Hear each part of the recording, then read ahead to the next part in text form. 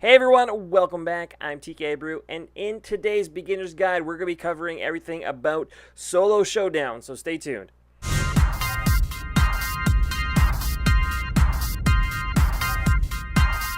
Showdown is a 10-player game mode designed to pit brawler against brawler. Each brawler loads in at a specific spawn point, meaning you can know where every brawler starts on the map.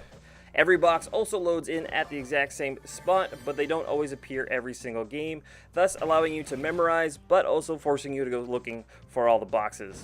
Poisonous gas does creep in from the outside like normal Battle Royale games, so you're going to all have to congregate in the middle by the very end, and as always, the last person standing wins Showdown. Power-ups are very important to Showdown. They either can make the game for you or break them.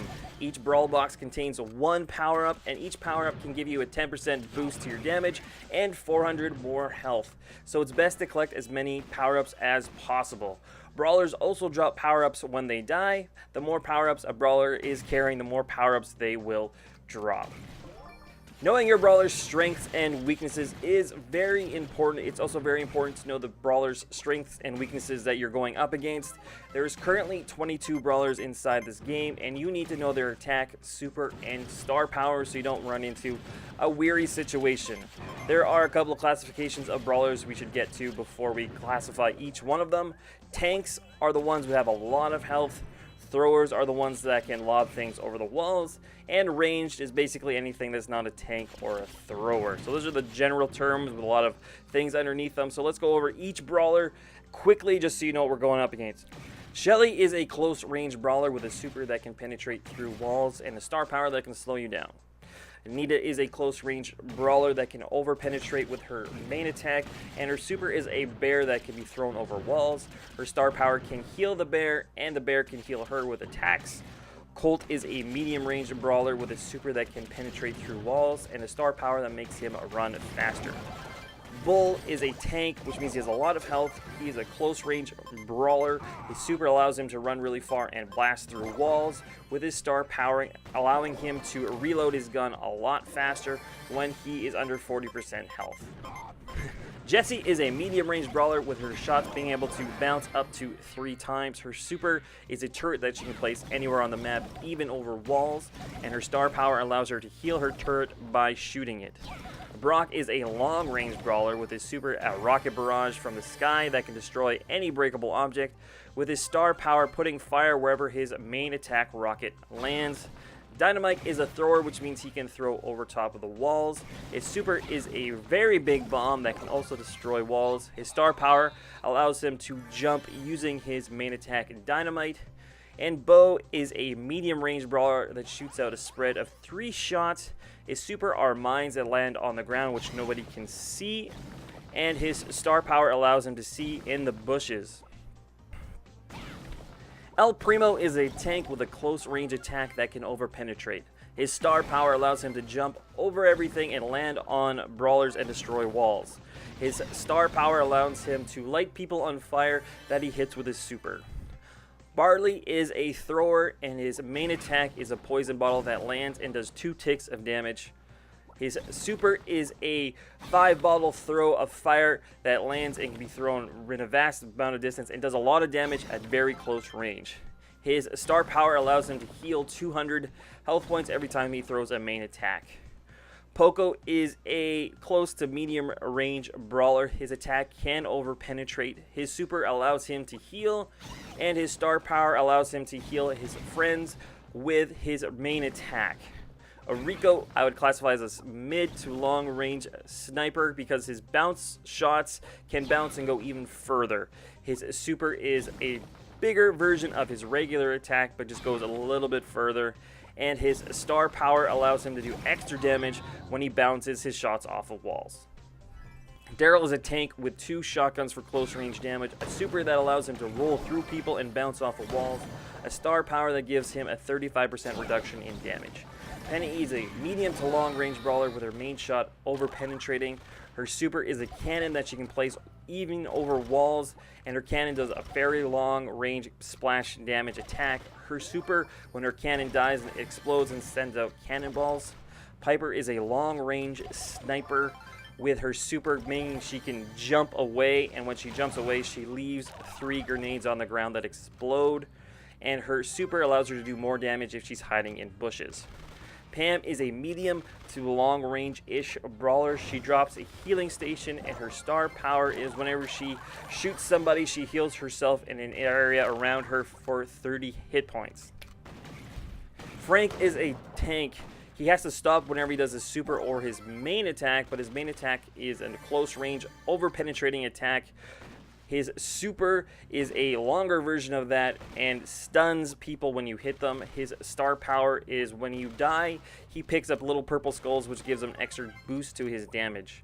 Mortis is a close range brawler, with his super being him shooting out bats that can heal him, and his star power allows him to pick up skulls of dead brawlers and heal himself for 1,000 health. Terra is a medium-range brawler who throws out 3 cards that can over-penetrate. Her super is a gravity well that pulls people back in and then explodes. And her star power, whenever her gravity well explodes, it sends out a little shadow Terra that runs around and chases people. Spike is a medium to long-range brawler. His star power is a poison patch that he can throw even over walls, and his star power, whenever he stands in that poison patch, it heals him for 500 health per every couple ticks. Crowe is a medium-range brawler that throws out 3 daggers that does poison damage over time. His super allows him to jump, and when he leaves the ground, he shoots out daggers everywhere, and wherever he lands, he shoots out daggers in all directions. His star power means if he's poisoned someone, the person he's poisoned does 10% less damage. Finally, we have Leon. Leon is a medium-range brawler that shoots out 4 projectiles. His super allows him to go invisible for 10 seconds, and his star power allows him to run even faster. Finally, we have 3 strategies for Showdown. The very first one is called camping, and is a very viable strategy inside of Showdown. It is normally performed by tanks or people who have a lot of power-ups. The strategy works like this. You hide in a bush and you wait for an unsuspecting brawler to walk by. You pop out, you decimate them, and then you go back into your bush. And that's what camping is. If you want to avoid being struck by a camper, make sure you always pre-fire into bushes.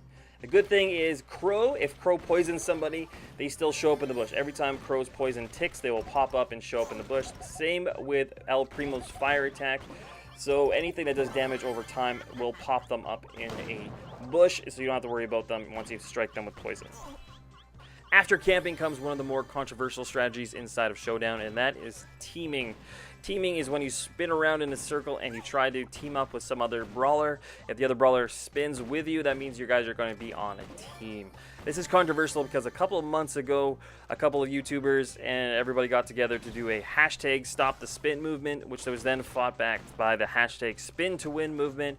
So it's very controversial. It's very back and forth. You see people on the side of stop the spin. You'll see people on you have to spin. I mean, like, it is a strategy inside Showdown, and if you want to implement it, you're more than welcome. But you do need to be careful that when you're spinning and you're teaming with someone, always keep an eye out so they don't stab you in the back and get you while you're not looking. The last strategy is the one that I use most often. It's very simple. You basically walk the perimeter of the map with the gas moving in. You can change directions. You can do all sorts of things. But I like to stick to the outside and near the smoke. That's because I know that nobody's going to be coming through the smoke to come and get me, because you get damaged when you hide in the smoke. And basically by walking around the perimeter, you can look for boxes that people could have missed, and then you just keep firing into the middle and you slowly move your way in. You run into people on the outside. That way you don't have to run into a whole bunch of crowded people if you're standing in the center, because sometimes you get surrounded and pinched. So I like staying to the outside and then slowly working my way into the center. Well, I hope today's beginner guide helps you out a lot inside of Solo Showdown. We will be doing another specific one just for Duo Showdown, but I hope you enjoyed this one. Next beginner's guide is going to be Anita, so you're going to want to stay tuned to that. Make sure you subscribe, click that notification bell so you stay tuned for all the beginner guides to all the game modes and to all the brawlers. If you guys have any comments, questions, you can always leave those down below, and I would love to hear feedback on how to make this and future brawler guides a lot better and a lot more usable for you guys. Hope you guys have a great rest of your day, and I'll catch you guys later. Bye.